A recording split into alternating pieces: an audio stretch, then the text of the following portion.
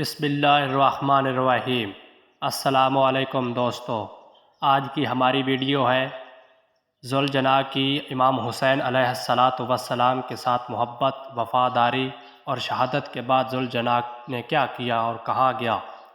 ذوالجناح حضرت امام علیہ السلام کا گھوڑا ذوالجناح تمام شہیدوں کی لاشوں کے گرد چکر لگاتا اور ہنہناتا ہوا حضرت کی لاش مبارک کے پاس آ کر ٹھہر گیا اور اپنی پیشانی کو حضرت کے خون سے تر کیا۔ وہ اپنے پاؤں زمین پر مارتا تھا اور اس زور سے آواز نکالتا تھا کہ تمام بیابان اس سے گونجتا تھا، یہاں تک کہ لوگ یہ منظر دیکھ کر سخت متعجب ہوئے۔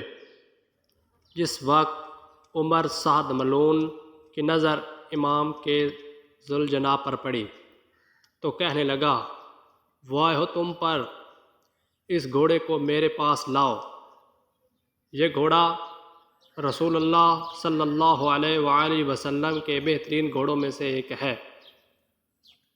لوگ اسے پکڑنے کے لیے نزدیک آئے تو گھوڑے نے اپنے پاؤں مار کر اپنا دفاع کیا۔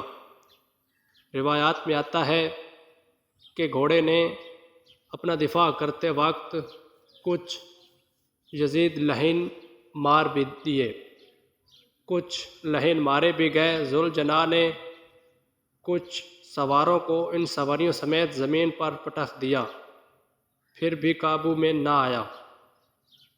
یہ دیکھ کر عمر سعد چلایا، اس کو اس کے حال پر چھوڑ دو، دیکھو یہ کیا کرتا ہے۔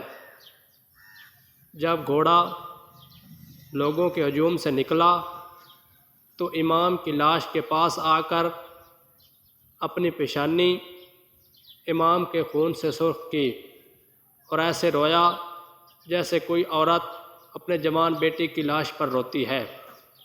کہا جاتا ہے کہ یہ گھوڑا بعد میں دریائے فرات میں چلا گیا، اور کچھ روایات میں ہے کہ یہ گھوڑا دریائے فرات میں چلا گیا اور وہاں سے نکل کر آگے صحرا کی طرف چلا گیا اور واپس نہیں آیا۔